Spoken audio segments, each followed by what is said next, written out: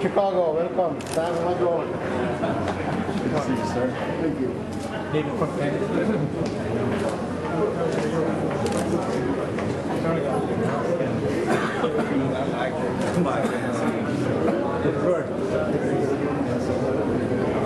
Virendra Sharma MP, MP for Salto, Yellow Sapinera.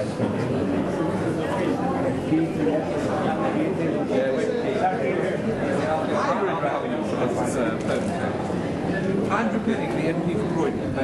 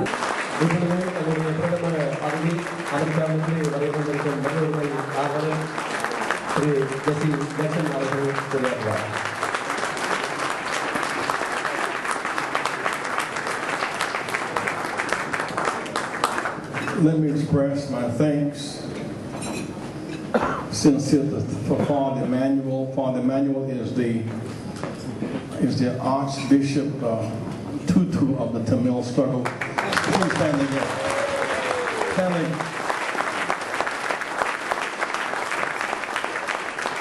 To the distinguished parliamentarians, Mr. Sharma, please stand. Mr. Sharma, please stand. Mr. Pelling, please stand. Mr. Keith Boss, please stand. Let's give all of them a big hand, would you please?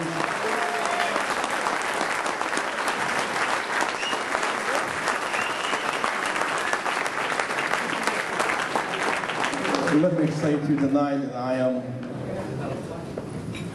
delighted and honored to share with you again on this sacred occasion. The people coming together, the thirst for dignity and justice and freedom. So you gather here from 14 countries around the world.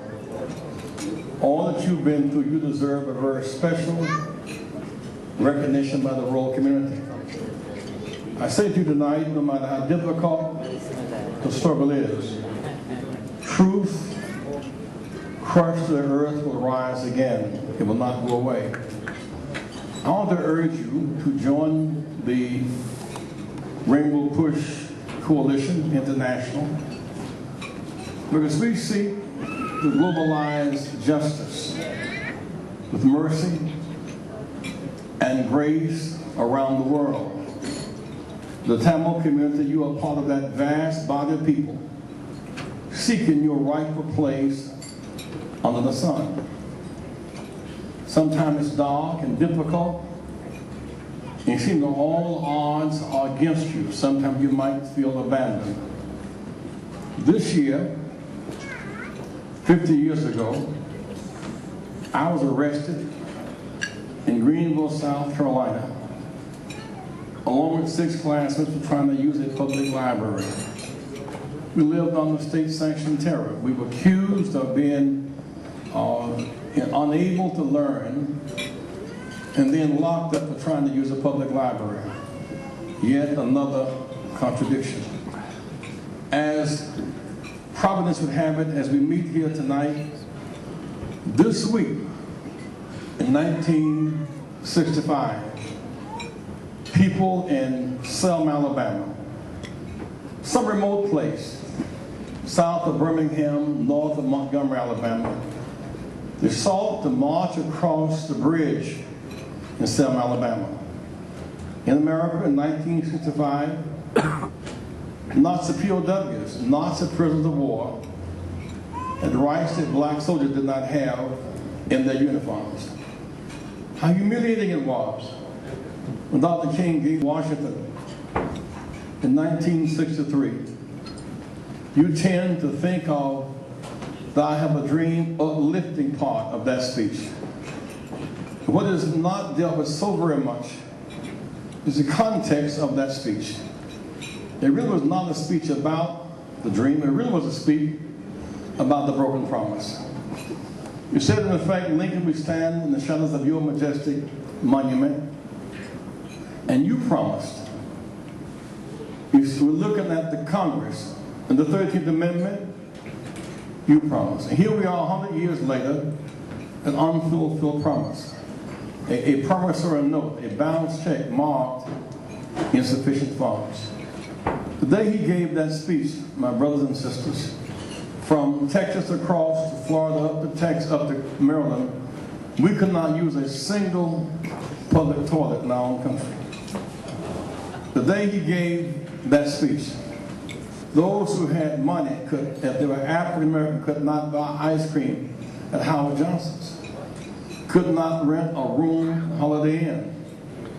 Our money was counterfeited by terror. Against those odds, we dreamed above our circumstances and would not go away in 1963. In 1965, we faced a kind of bloodbath, not the extent to which Tamils have gone through. But I once asked George Wallace on his dying bed, went to him to have prayer with him, and I said, "Governor Wallace, why that Sunday, this coming Sunday in 1965, 45 years ago, so why did you unleash the dogs and horses on the marches on that Sunday?" In a tone as sincere as he could be, he said, "I did the march as a favor." I said, "I don't understand." He said, "On the other side of the bridge was a mob. And so I had the marchers beat by the state troopers so it wouldn't be beat by the mob." It never occurred to him to break up the mob, but to beat the marchers. The depth of his sickness revealed in that moment of agony as we sat there and talked and prayed together.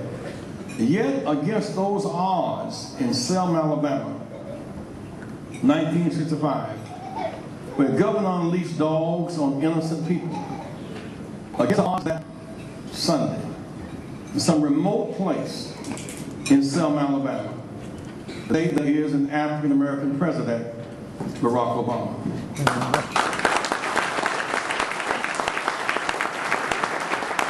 Because Father Emmanuel, through it all, truth crushed the earth will rise again. We wouldn't go away. We were in slavery in America for 246 years. And then the promise for freedom was betrayed in 1877. Then the law passed in 1896 for legal apartheid. We would not go away.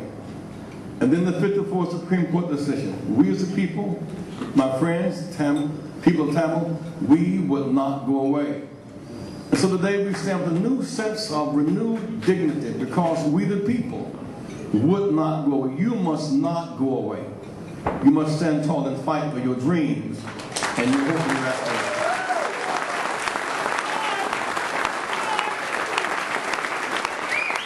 The United States and Britain and the United Nations, Brother Sharma, must not forsake nor abandon the Tamil people. We must not forsake nor abandon them. Sometimes we wait too late